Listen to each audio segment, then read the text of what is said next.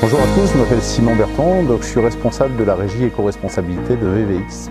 Bonjour, je suis Francis Moreau, j'appartiens aussi à la régie éco-responsabilité de la VVX et je suis plus en charge des sujets qui concernent l'empreinte carbone. Depuis 2 ans, VVX s'est lancé le défi de limiter au maximum son empreinte tout en préservant et valorisant le territoire. C'est pour ça que nous avons identifié le programme Sylvae du Conservatoire des espaces naturels d'Auvergne qui est tourné vers la valorisation d'un réseau de vieilles forêts qu'on soutient économiquement depuis 2019.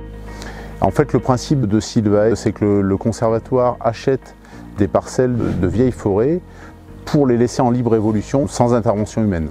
En effet, les vieilles forêts en Auvergne, même si les forêts sont très présentes, elles sont rares. C'est une valorisation des forêts qu'il ne faut pas opposer aux autres modes de gestion, quelque chose qu'il faut voir en parallèle. Et le soutien de VVX, il a permis à ce jour de se concrétiser par l'achat de 3 parcelles sur le bois d'Épinoux, qui est situé sur la commune de Cessa, au pied du Puy de Dôme, et sachant que le conservatoire va continuer à animer une dynamique sur cette forêt dans les années à venir. Il y a un premier volet très important, c'est de calculer, de mettre en exergue un petit peu notre impact sur l'environnement. À ce titre, nous avons calculé l'empreinte carbone, nos émissions de gaz à effet de serre de la VVX, et surtout nous les avons fait homologuer auprès d'un organisme international qui est Carbon Trust. La démarche après ne s'arrête pas là. L'objectif, c'est de continuer à optimiser ces émissions en les réduisant, en menant des plans d'action, mais aussi compenser la partie qui reste incompressible. En ce sens-là, du coup, on peut rebondir avec notre engagement avec le Conservatoire des espaces naturels d'Auvergne, puisque dans son programme Sylvae, le CEN travaille aussi à démontrer que les forêts anciennes ont un rôle à jouer dans le stockage du carbone en forêt, en lien avec l'atténuation du changement climatique.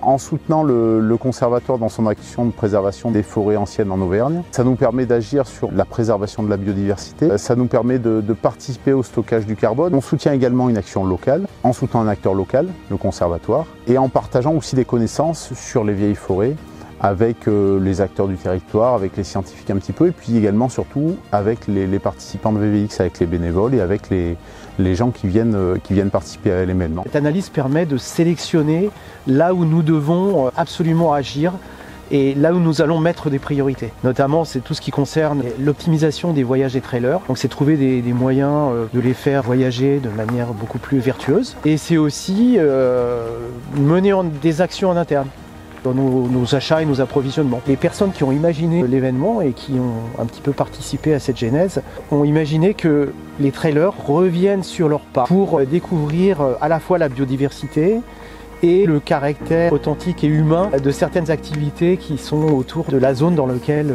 se situe la VVX. Fort heureusement, nous n'avançons pas seuls. Nous avons tissé des liens avec les institutionnels afin d'harmoniser les avancées en matière d'éco-responsabilité de la VVX avec tous les plans d'action qui sont menés par ailleurs.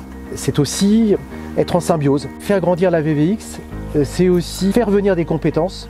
Alors toujours dans l'esprit du bénévolat, pour justement mener ces actions et puis choisir les thèmes sur lesquels nous allons nous inscrire, mais toujours en collaboration avec ces institutionnels, avec nos partenaires. Et quelque part, la valeur de la régie éco-responsabilité, c'est de venir en support des autres régies et de répondre à leurs questions.